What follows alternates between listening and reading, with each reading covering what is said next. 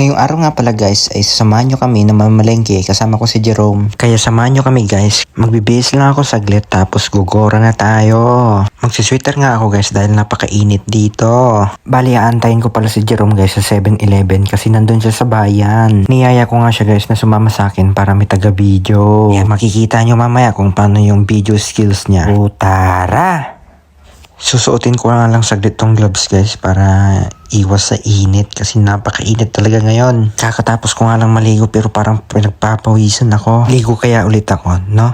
So pagkatapos nyan guys, susuot ko na yung pangmalakasang helmet ko. RXR baka naman. Balang araw guys, may upgrade ko tong helmet ko. Bibili ako ng ibong lumilipad.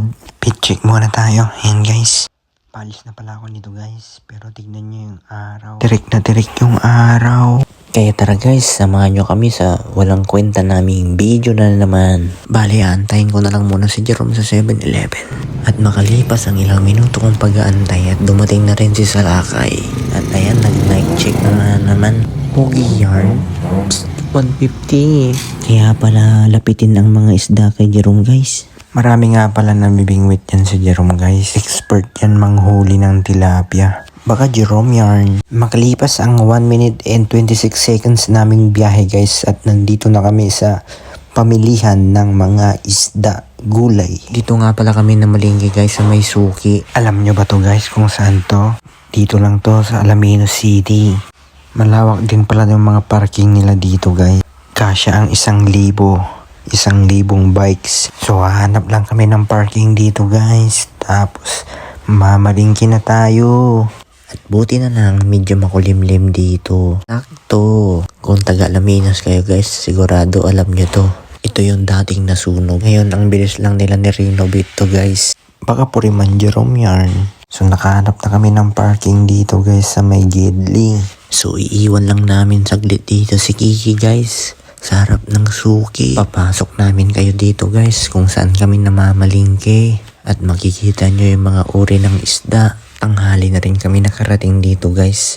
Kaya siguro konti lang yung mabibili naming isda. Bali mamimingwit na lang ulit si Jerome guys para pang ulam. Ayan siya guys sa sobrang takot sa camera. Hindi niya alam gagawin niya.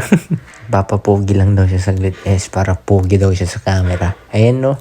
Yun na, Jerome yarn, lapitin ng isda. So tara guys, pasok tayo dito. Una nyo palang makikita mga buko, mga pagkain ng hayop. Si Kuya.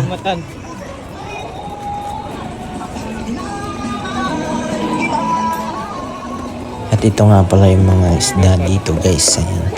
Nahiya ko si Jerome mag-video. Sabi ko taasan na yung camera. Nasa baba siya masyado. Kaya pala may nakitang isda. Kaya ayan guys, tinuruan ko siya kung paano niya hawakan yung camera. So mag-iikot-ikot muna kami dito guys kung ano yung mga mabibili naming isda at karni. Say hi na lang sa inyo mga kasalubong. May nakita kaming isda na mahaba guys. Hindi namin alam kung anong tawag nito kaya tinanong namin si nanay. At ang pangalan ng isda. Ano po ito?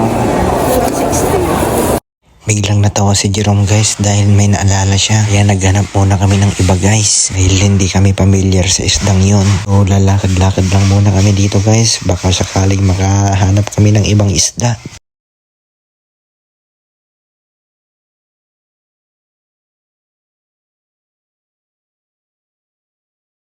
Ito guys, tilapia na malalaki, 100 per kilo.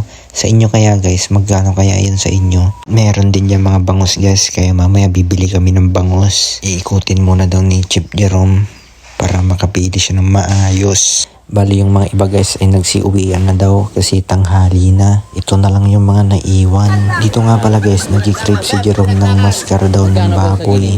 Kasi gagawin niya daw dinakdakan. Birthday? Birthday niya. Birthday boy. Birthday boy. Bibili ka set? Nang? Ganyan. Ano lang, alagang 60 lang po. 60. Alagang 60 ba? Ito, pinili. Ilan? 60,000. Bibili ka? 60 mil. Dito sa manok pa yan, magkano? 150 na lang. 150. Total birthday naman yan, 140. May discount pala, kid, pag ano. Oh, discount ka agad pag may birthday. Oh. May libre pa kayo. Libre pili daw. Dati, plastic. Plastic. May plastic naman kayo libre. Dito pa, magkano? 100. Yan guys, grabe talaga karisma ni Jerome guys. Kahit sa mga karne, may mga libre pa. May discount pa. Araw-araw birthday. Baka Jerome yarn. Bibili pala kami ng 1 kilo ng maskara guys. Gagawin niyan dinagdagan kasi hindi siya satisfied sa last na ginawa niya. Kulang daw ng paasim. Kaya ayan guys, natuwa siya nung bumili kami.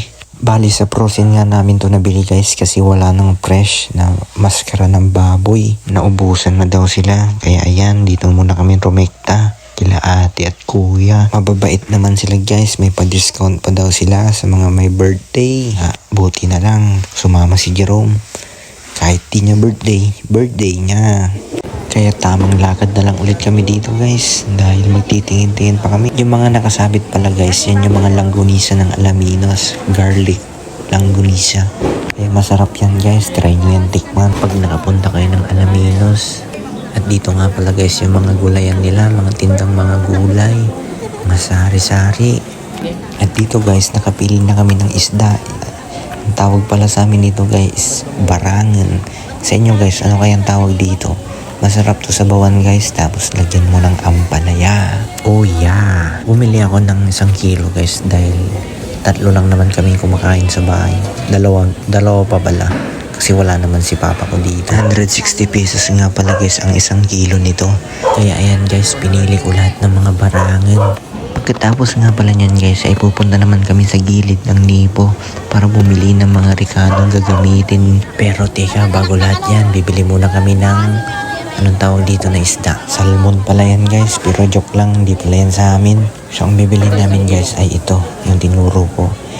Hindi ko alam kung anong tawag sa isda na yan, pero yan yung pagperdito mo ay sobrang taba, sobrang mamantika. Bali 150 pesos nga palang 1 kilo yan guys. Kaya bumili ako ng 1 kilo. Kaya ayan guys, babayaran na natin. Hanap na rin pala kami ng bangus ngayon guys para makabili na kami. At sa kabilang highway, nakita na kaming bangus guys. Yan, ito guys 160 per kilo. Kaya kumuha ko ng 2 kilo. Sarap to isigang guys. Galing palang Bulinaw tong bangus dito guys. 160, 150. Sariwa yan, maganda yan.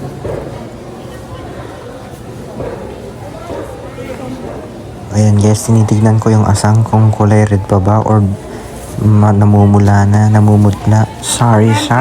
Ito na nga pala yung last naming bibilin guys dito sa Suki. Tapos lilipat kami sa may gilid ng Nipo para bumili ng mga ingredients. Ayan guys, tapos na kami mamalingke. Kaya pupunta naman na kami doon sa kabila. Tara! In transition. At ayan guys, dito na kami sa kabila. Kompleto din yung mga gulay-gulay dito guys. Maraming gulay ang makikita nyo dito. Kaya bibili lang kami saglit dito guys. Tapos uuwi na kami ni Jerome. At dito guys, may nadaanan kaming crabs. Ayan, yung mga crabs na medyo maliliit. Masarap pala yan guys. 70 ang per kilo. Kaya bumili kami ni Jerome. Kaya yan, medyo buhay pa. Naghihingalo pa yung mga crabs guys. Kaya pili muna kami. Pag nasipit ka nito guys, talaga mapapawiwit ka na lang. Kaya ayan guys, pauwi na kami ni Jerome. 12:00 na pala ng tanghali guys. Kaya ayan, tirik na tirik yung araw. So hanggang dito na lang yung video guys. Maraming salamat sa panunood. Dahil nasayang na namin ang inyong 9 minutes ng inyong buhay sa walang kwentang video na to. Kaya abangan nyo na naman yung panibago naming video guys. Sa susunod na araw. Kaya anong dapat gawin? Pakipalo po ng page na to. Bye bye guys.